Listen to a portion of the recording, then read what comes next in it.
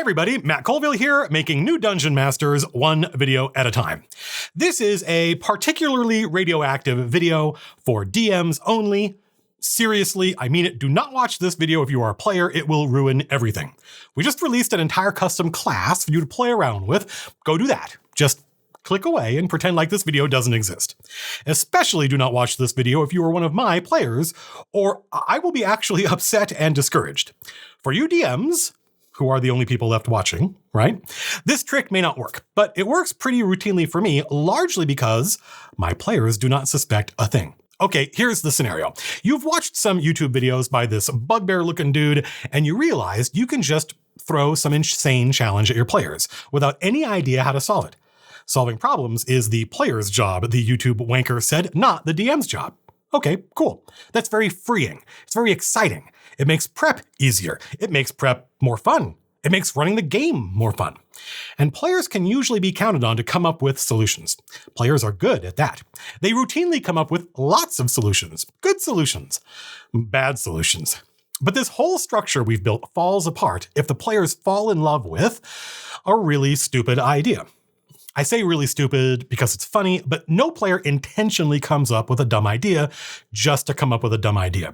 They might come up with something foolish or absurd because that's their character, but that's different from a player just deciding, I would like to fail, what's the dumbest thing we can do?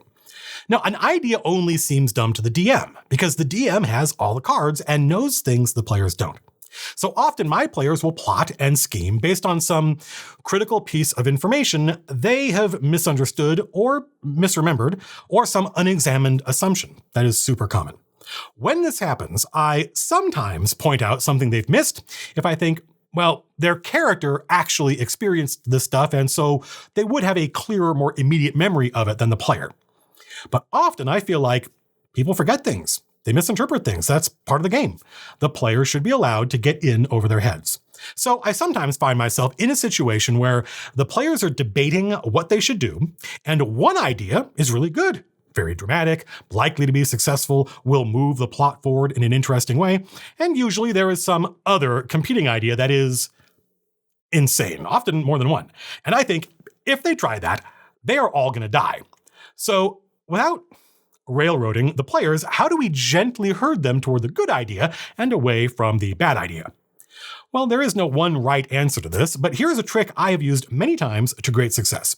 When the players are talking about the bad idea, I say nothing. When they start talking about the good idea, I challenge them on it. I remind them of all the ways it could go wrong, of the possible side effects. Basically, are you sure this is a good idea? But I never say, that won't work. I never say anything bad about this good idea. I just ask, have you really thought about this? For instance, at D&D lunch, right before the battle with the Black Iron Pact in the Chain of Acheron, Lars said, remember, if things go south, we can petition our gods and patrons. I thought, yeah, that is a good idea. But I didn't say that. I said, remember, there is a potential downside. Petitioning can piss your god off, and you could get cursed. That's all I said. What that does is it gets the players' wheels spinning. Hey, that crazy idea might fail, gets the players to start thinking about ways to stop it from failing. And at that point, they're hooked. Now that idea becomes their plan. And at that point, you can relax. Like Lars wrote a very eloquent and effective speech for his character when the time came to petition his god. And some folks watching on Twitch thought, oh, Matt told Lars to do this to create this moment. Nope. I literally just said, remember, petitioning your god can backfire. You could get cursed. And Lars reasoned, well, I've never petitioned before, and I haven't done anything my god would disapprove of. I think it'll work. But you know what? I better write down what I'm going to say. If anything, this would be a kind of metagaming, the good kind, I think, because Lars knows what works in my campaign. You don't just need to roll well, you also need to do the song and dance. Don't just say that you're going to try and convince this city guard. Tell me how you're going to convince them. Doesn't have to be in character, but I want to know what argument you're going to make before you roll. If it's a good speech or a good argument, it's more likely your plan will work. Lars knew that, so he wrote a speech.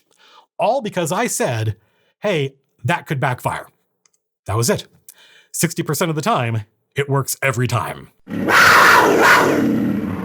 I usually use this when I have no idea how my players are going to solve a problem to guide them toward the cool idea they just came up with. But sometimes I do have something planned and I want to corral them towards it. Like Lars, at another point, suggested using resurrection on an NPC. And my entire plot required him to do this, literally. I had pinned the entire session on it. So when he brought it up, I pointed at him and challenged him, "Do you have resurrection memorized?" He did. I knew he did because I had covertly looked at his character sheet earlier. So I knew my plan was safe. He had resurrection. But would he use it? When I challenged him, I did it like I was trying to catch him out, like it was a gotcha question. Yeah, sure, good idea, but you didn't think of it this morning when you prepared your spells, so bad luck. Challenging him when it was what I wanted him to do in the first place caused him to just feel like the smartest dude at the table. Yes, I do have resurrection memorized in your face. Thank God, because I don't know what I was going to do if he didn't resurrect that changeling. Obviously, if your players watch this video, then it won't work, and we're all doomed. For a long time, I thought I shouldn't make a video like this, but looking at the results of our Patreon poll, it certainly seems like almost everybody who supports us is a DM. So I figured, let's go for it. That's it, folks. If you want to guide your players toward one idea and away from another, don't say anything about the bad idea, but challenge them on the good idea. Don't say it won't work, just ask if they've considered everything that could go wrong. Then they'll start thinking about what could go wrong. And now this good plan has a lot more planning behind it, and it becomes the plan they're going to try. If you try this, let me know if it works. Does this idea sound crazy to you? Let me know in the comments below. I mean that. I read all the comments, though not always immediately. If this all sounds very familiar to you, that is because this is something I talked about in a campaign diary. But those videos don't get a ton of views. So in the future, what I plan on doing is taking what I learned at the table and make a running the game video out of it. I learned so much running the Chain of Acheron, but those lessons were only seen by a fraction of the audience. So better make sure those lessons end up here. This video, only about 6 minutes, I think. I make each video as long as I think it needs to be. I have no target length in mind. Next video? I got a few ideas, but you probably won't get it until May because I am taking a much needed vacation starting now. So please behave yourselves in my absence. We got lots of plans for more videos and some surprises I think you'll really like. Stay tuned. This episode is brought to you by the Illrigger, our first custom class, a Knight of Hell. I think you'll get a big kick out of. Patrons can get it for $5, or you can pick it up in our store for $6.66.